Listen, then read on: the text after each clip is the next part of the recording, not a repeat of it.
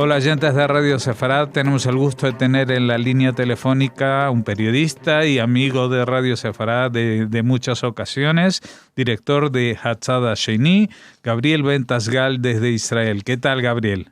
¿Qué tal? Un abrazo grande. Bueno, te llamábamos porque en estos días coincide que se cumplen 90 años de un hecho trágico y que de alguna manera puede considerarse como el inicio de algo. Estamos hablando de la matanza, la conocida como matanza o pogrom de Hebrón del año 1929, que tuvo lugar o se inició alrededor del día 23 de agosto, aunque tuvo sus precedentes en Jerusalén, después en Tzfat, etcétera, etcétera, ¿no? Queremos que nos pongas un poquito en el contexto de lo que se estaba viviendo entonces.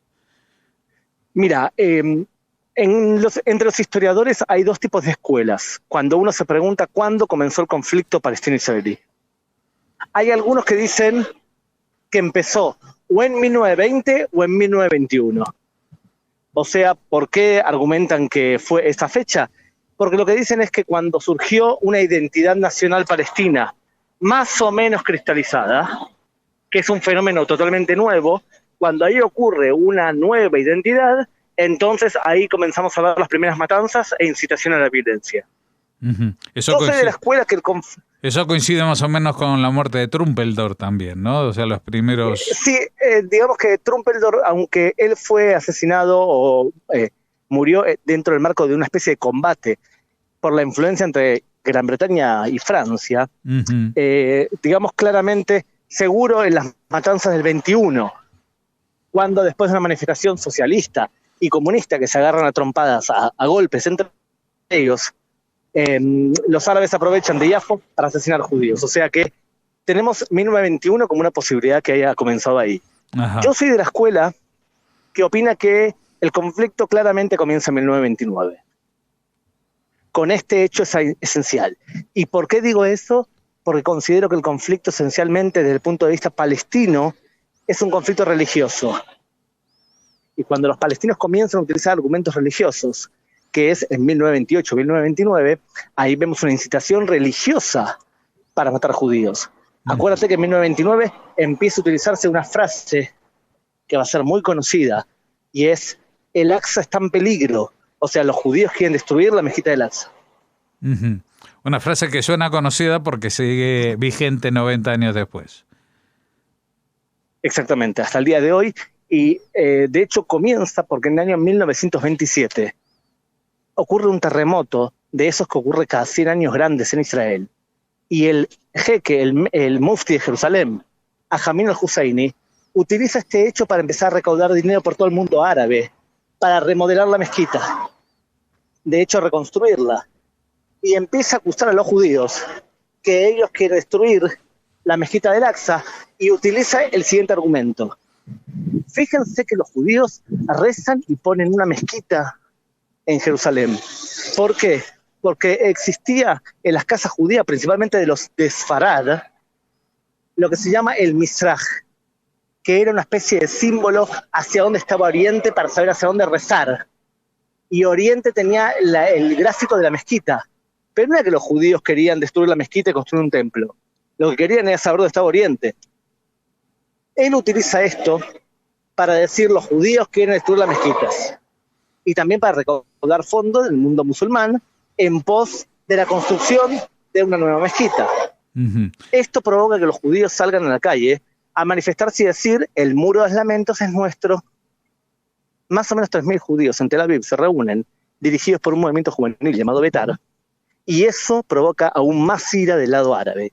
Y ellos lo que hacen es sacar a pasear burros por el monte del templo y acusar a los judíos que están diciendo, que están queriendo construir una separación entre mujeres y hombres.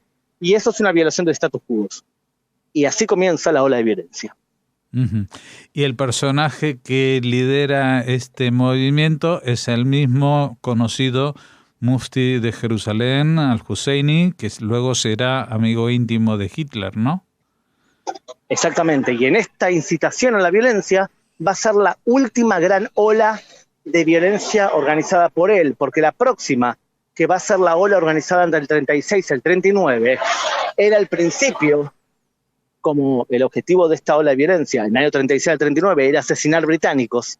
En el camino mataban también a judíos, asesinaban también a judíos, pero el objetivo era asesinar británicos. Los británicos que habían defendido y que habían nombrado al mufti de Jerusalén, ahora lo persiguen y el mufti termina escapándose, vestido de mujer, igual que hizo su sobrino. El sobrino del mufti de Jerusalén se llamaba Yasser Arafat. Los dos escaparon cuando quisieron matarlos o atraparlos, vestidos de mujer. Se escapa de Jerusalén y termina en los brazos de Adolf Hitler. Uh-huh. Ahora, ¿cómo es que esta incitación que tiene como centro o epicentro el tema del Monte del Templo, por ello llamado Explanada de las Mezquitas, la Mezquita Al-Aqsa, Jerusalén, el Muro Occidental, cómo llega esta onda expansiva hasta Hebrón justamente?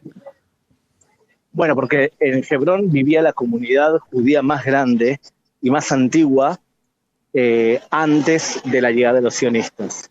O sea, en general, las comunidades que no tenían defensa activa fueron las que más sufrieron. ¿Por qué no mataron, por ejemplo, en Tel Aviv? Y porque Tel Aviv tenía la dirigencia judía y había más protección. En Hebrón lo que ocurrió es que la comunidad judía, que era esencialmente ortodoxa, consideró que los líderes árabes locales que habían convivido con ellos durante decenas de años los iban a proteger. El líder de la comunidad judía de Hebrón dijo, el Muhtar, significa el líder árabe de la ciudad, no va a permitir que nos hagan daño a nosotros. Y pidió protección en la casa él mismo. Y el hombre al principio les dijo, no se preocupen, no les voy a hacer ningún daño. Y cuando vinieron a presionarlo, entregó a los judíos. En Hebrón simplemente no llegaron a protegerlos. Y más aún, la Haganá le pidió a la gente de Hebrón que les permita mandar soldados para defenderlos. Y ellos dijeron, no nos va a pasar nada, nadie nos va a tocar aquí. O sea, fíjate el grado de inocencia, ¿no? Uh-huh.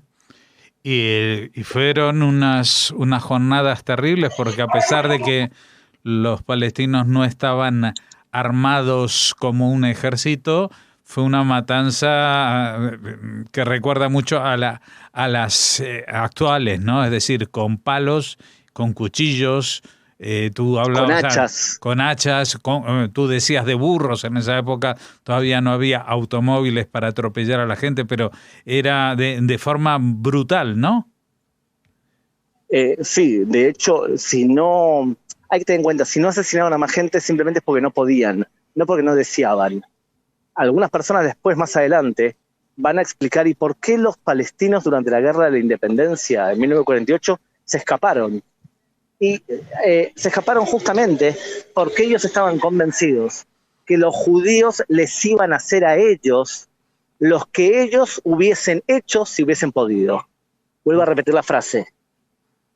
Se escaparon porque pensaron que los judíos le íbamos a hacer a los palestinos lo mismo que ellos nos harían si pudiesen.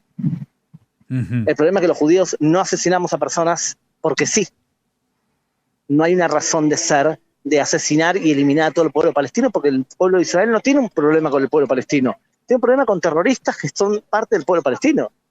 Si Israel quisiese asesinar a todos los palestinos por el hecho de ser palestinos, créeme, tecnológicamente hablando, no quedaría ni un solo palestino vivo, porque Israel tiene la capacidad de erradicar de la faz de la tierra a todo el pueblo palestino. Volvamos a lo que ha hecho a estas fechas para situarnos. Como decíamos, en Hebrón esta gente estaba convencida de que no les iba a pasar nada, pero una vez que comenzaron las matanzas, me imagino que algunos lograban huir de allí, ¿no? Sí, algunos lograron huir, se fueron a ciudades como Jerusalén a buscar refugio y sí, lo que ocurrió fue que 116 personas asesinadas y la comunidad judía de Hebrón desapareció.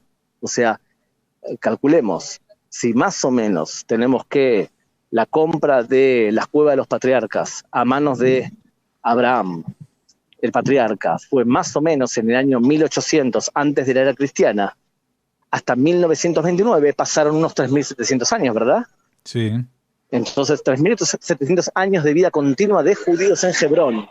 En el camino hablamos de todos los patriarcas enterrados, el rey David durante un tiempo reinando sobre Hebrón, la vida judía, porque Hebrón era una de las 4 ciudades santas donde siempre vivieron judíos. Estamos hablando de la continuidad de una vida judía que terminó en 1929 y se reanudó después de la Guerra de los 6 días. Ahí quería llegar. De pronto, ese territorio se quedó, incluso al final de la Guerra de la Independencia, en manos de lo que entonces se llamaba Transjordania, que cambió el nombre por Jordania, quedó bajo su administración, y los judíos que habían sobrevivido y que eran originarios de Hebrón ya se habían tenido que mudar a otras partes, pero en 1967 se recupera la parte oriental de Jerusalén y se recuperan también las ciudades de Cisjordania. ¿Qué pasa? Y en el año 69, unos rabinos y unas personas que con kipá tejida, significa religiosos nacionalistas, piden a especialmente Shimon Peres, que les permita pasar Pesaj en Hebrón, y contratan un hotel y van a pasar Pesaj a Hebrón y luego se deciden quedar. Y uno de los que aprobó toda esta política de colonización justamente fue Shimon Peres, que les dijo sí, quédense, y les levanta, les autoriza un poblado llamado Kiryat Arba. Uh-huh. Que está muy Entonces, cerca. Kiryat Arba, que está pegado al a la lado ciudad de Hebrón. Uh-huh. O sea que en el marco de la política de lo que se llamaba el Plan Alon, el Partido Laborista permite el reasentamiento de judíos en Hebrón, y con la llegada del Likud al poder, entonces se amplía esos asentamientos y empieza una política nueva del gobierno, que es que judíos que tienen documento de haber sido dueños de propiedades en los barrios judíos de Hebrón, se les permite volver a vivir a sus casas. Uh-huh. Con lo cual hoy en día tenemos una situación muy explosiva, porque a diferencia de otras partes de, digamos, de Cisjordania o Judea y Samaria, según se denomine, lo que es el muro de separación, ahí pasa por una parte de la ciudad para proteger a esa minoría judía. Bueno, en España se utiliza la palabra el muro de separación, pero es una manipulación clásico de los medios de comunicación españoles, porque el 94% de todo el recorrido es alambre. O sea que no es un muro, es una valla de seguridad, que tiene sensores. Tiene muro en la zona de Jerusalén, y los medios de comunicación suelen filmar eso porque les facilita demonizar el Estado de Israel. Uh-huh. Pero de verdad es casi todo valla. En la zona de Hebrón no es muro. En la zona de Hebrón no hay una separación dividida entre H1 y H2, que son las dos zonas, en donde los barrios judíos están protegidos por 1.000 soldados israelíes, y viven 1.000 personas también, por lo menos 1.000 soldados israelíes, y viven 1.000 ciudadanos israelíes, y son protegidos, y Hebrón en sí está dividida por este mecanismo de H1 y H2. Hebrón es una ciudad que sí tiene checkpoints internos para dividir los barrios árabes, los barrios judíos, pero la valla de seguridad no pasa por ahí. La valla de seguridad, Hebrón está metida dentro de Cisjordania, en el medio de Cisjordania. La valla de seguridad recorre buena parte de la línea verde que queda lejos del interior de la ciudad. Uh-huh.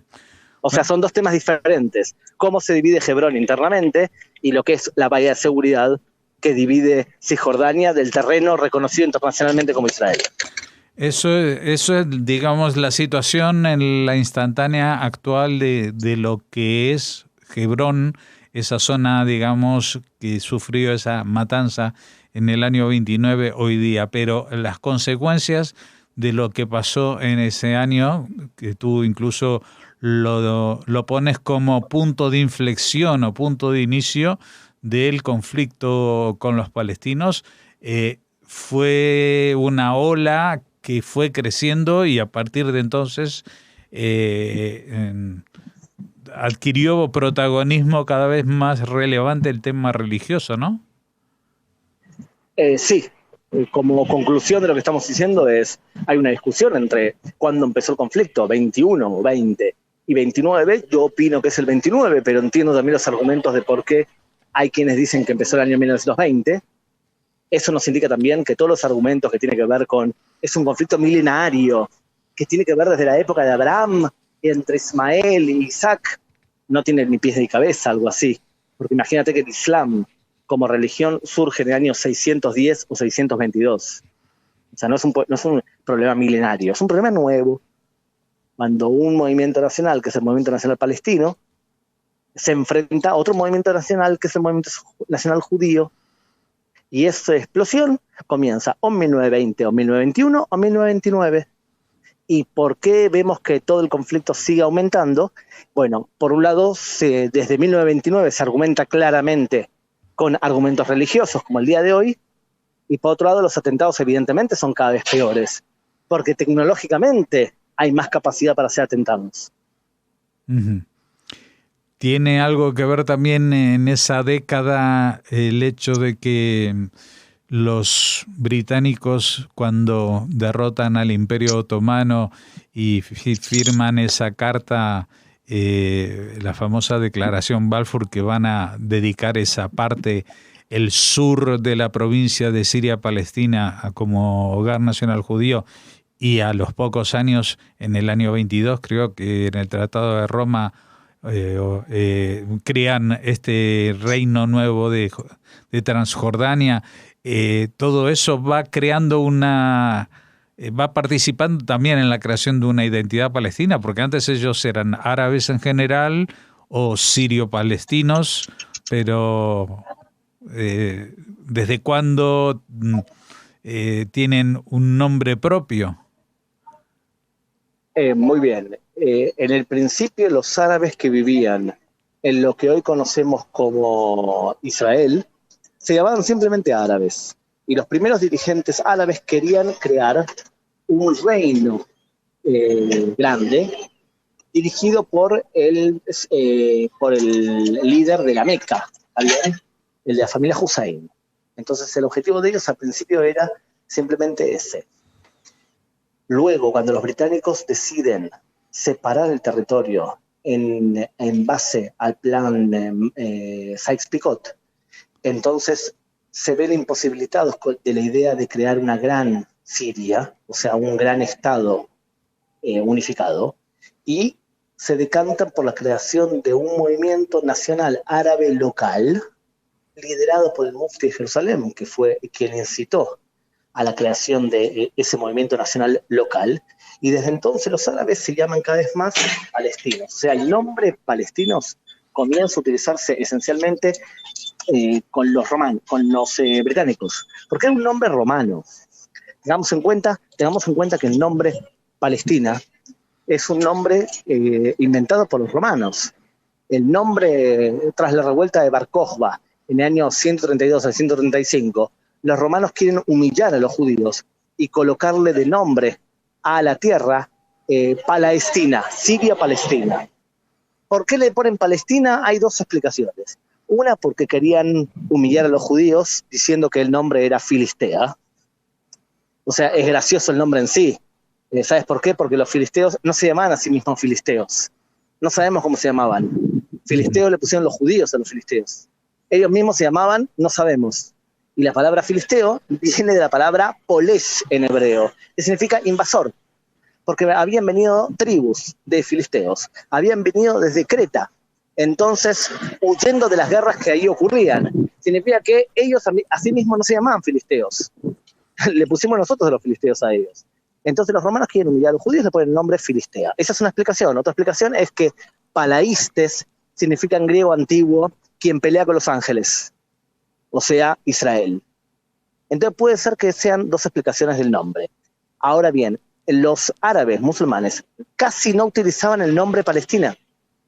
¿Sabes por qué me di cuenta de eso? Primero, porque no hay ningún testimonio de que lo hayan utilizado, no en la época mameluca, que gobernaron Israel, o sea, 1260 a 1517, y tampoco en la época otomana. de 1517 a 1917 no utilizaban el término Palestina. ¿Cómo nos podemos dar cuenta? Porque el nombre Palestina incluye la letra P, y los árabes no pueden decir la letra P, dicen la letra B. Entonces, ¿cómo vas a ser el dueño de un nombre llamado Palestina si tú no puedes nombrarlo siquiera el nombre? Palestina, dirás. Entonces, el nombre no fue utilizado. Lo que ocurrió fue cuando los británicos volvieron a conquistar la tierra de Israel e impusieron el mandato británico sobre Palestina, ellos utilizaron un nombre europeo que había sido inventado por los romanos.